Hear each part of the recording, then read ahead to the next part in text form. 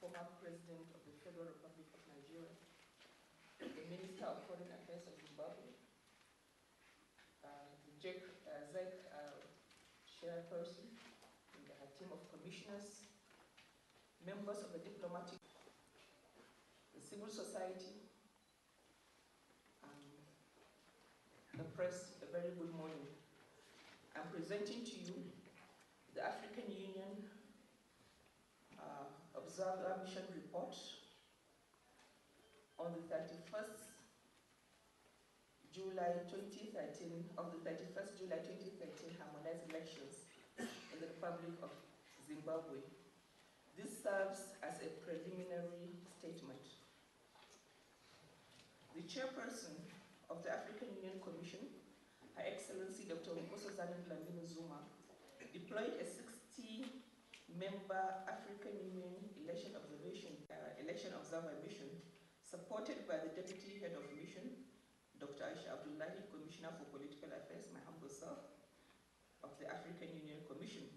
Members of the mission are drawn from the Pan-African Parliament, African ambassadors to the African Union in Addis Ababa, election management bodies, and civil society organizations. The mission is supported by a team of experts from the African Union Commission, the Pan-African Parliament, and the Electoral Institute for Sustainable Democracy in Africa. Our long-term observers, 9 of them that had been in the country since the 14th of June, also joined the mission, making a total of 69. The African Union Mission's observation of the 31st of July 2013 harmonized elections in the Republic of Zimbabwe adopted the long-term observation methodology, which covers the pre-election, election, and post-election phases. The first component of the AU mission involved the deployment of 9 long-term observers, the LTOs, on June 15th, who observed several components of the electoral cycle, including voter registration, candidate nomination, campaigning, voter education, the training of election officials, spatial voting, and other aspects of the pre-election phase. The second component was the deployment of 60 short-term observers who joined the long-term observers on the 23rd of July 2013. After their arrival in the country, the mission leadership met with the relevant authorities and various electoral stakeholders, including the Zimbabwe Electoral Commission, presidential candidates, political parties, government officials, and civil society groups. The mission deployed 26 teams of observers to all the 10 provinces across the country to observe the final stages of the campaigns, pre-polling activities, and polling and counting in 350 voting stations. Election day findings. Drawing on the plethora of information gathered in the pre-election phase and based on its observations and consultations with a range of stakeholders, the AU Observer Mission hereby issues the following preliminary statement. A. On the general environment. 1. The poll was an important phase in a series of measures undertaken by the inclusive government under the terms of the Global Political Agreement of the year 2008, during which Zimbabweans approved a new constitution.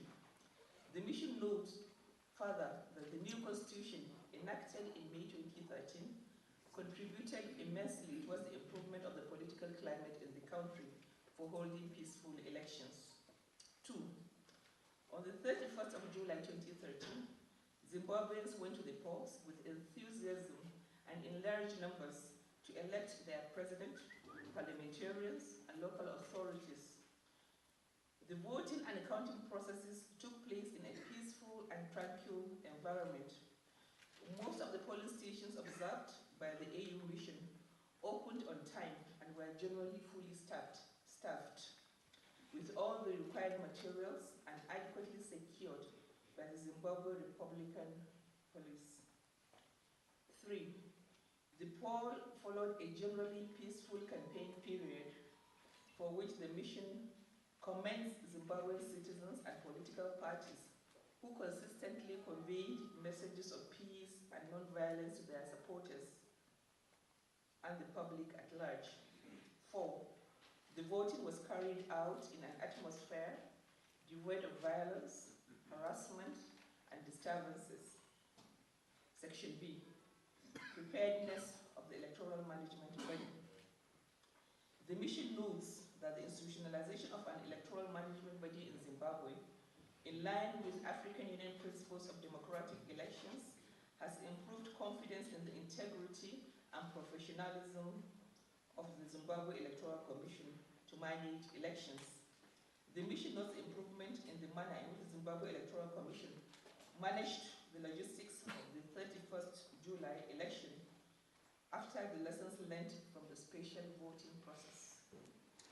The mission further notes the initiatives taken by the Zimbabwe Electoral Commission to recruit and train officials who are professional in the conduct of the process on the election day. The mission observes generally that from a historical perspective and in comparison to the 2008 elections, Zimbabwe has made an important transition in the conduct of its elections. However, the African Union Observer Mission also takes cognizance of several shortcomings in the preparations for the poll and on polling day. And this had to do, first we look at the inspection of the voters' roll by the public and provision of copies to candidates. A. While sections 20 and 21 of the Electoral Act requires the ZEC to provide a copy of the voters' roll within a reasonable quote-unquote period of time, the mission notes that the final voters' roll was made publicly available only 2 days before the election, rather late for meaningful inspection and verification by voters, parties, and candidates to take place. B. Whereas the mission takes note of the rationalization provided by the Registrar General of Voters to the mission leadership in respect of the financial and time constraints faced by the Registrar General in compiling, updating, and finalizing the voters' roll within the limited time frames following the proclamation by the President of the Republic of Zimbabwe of the 31st July as the election date, it is our view that the reasons for the non-availability of electronic copies of the final voters should have been publicly communicated to ease the anxieties that have been consistently expressed by several stakeholders throughout the pre-election period. C. Given the strategic importance of the voters' roll to the conduct of a transparent electoral process, it is the mission's view that the Registrar General of Voters and the ZEC should have collaborated to ensure that all stakeholders were timely and regularly updated on the constraints and challenges related to the voters' roll and efforts being made to rectify them to meet the 31st July deadline. The mission believes this could have minimized the persistent negative pre-election perceptions regarding the voters' roll. Further, greater transparency on the matter may have allayed fears raised by political contestants on the veracity of the voters' roll. D. The mission continues to express grave concerns about the matter of the voters' roll. Despite assertions by the Registrar General that hard copies of the voters' roll were availed to all political parties other than for one political party, observers have found no evidence that hard copies were generally available to all who required them and who by law should have had them. E. Related to this, the mission notes serious concerns raised by some stakeholders regarding the duplication and omission of voter names, which must not be allowed, casting doubts on the possible outcomes of the elections. The concerns about the voters' roll are critical in determining the degree of disenfranchisement or disqualification of legitimate voters from the voting. F. It is the mission's view that the voters' roll should be made available on time and displayed publicly in accordance with the law. Section D. Printing of ballot papers. The mission notes that the number of ballot papers printed, 8.7 million papers precisely, corresponding to 37% above the number of registered voters, was significantly higher than international international best practices, which is about 5 to 10%, and raises concerns of accountability of unused ballots. It is the mission's hope that ZEC will accomplish the task of accounting for the ballots, the satisfaction of stakeholders and all interested parties. H. The mission further notes that a significant number of local government ballot booklets had missing ballot papers and were not serially identified. One such case was noted at a police station at Townhouse where two local government ballot booklets had only 99 papers instead of 100. Section E. High incidence of voters turned away. The mission notes with great concern the high incidence of voters who were turned away at polling stations. Illustrative of this widespread phenomenon, in a polling station in Gwanda, Matabeleland South, 85 voters were turned away. Reasons adduced by polling officers varied from voters appearing at the wrong ward and names not found on the voters' roll. Section F. Late publication of final list of polling stations. The late publication of the final list of polling stations, barely 48 hours to the opening of polls, may have contributed significantly to the high number of voters who were turned away for being at the wrong polling stations and or redirected to other polling stations or referred to the command centers. AU observers generally noted the recurrence of this phenomenon in various polling stations they observed. It would have helped to allay the fears and reduce agitation about possible disenfranchisement if they would make the if they could make public the total number of eligible voters that could not exercise their civil rights. At the time of observation, 97 voters out of 370 were assisted.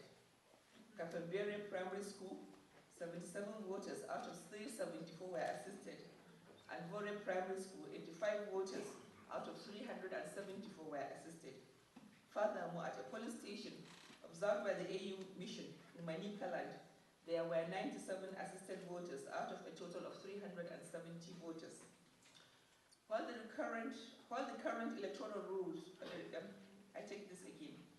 While the current electoral laws provide for assistance by presiding officers, electoral officers, and police officers, the involvement of such officials may influence or restrict the free.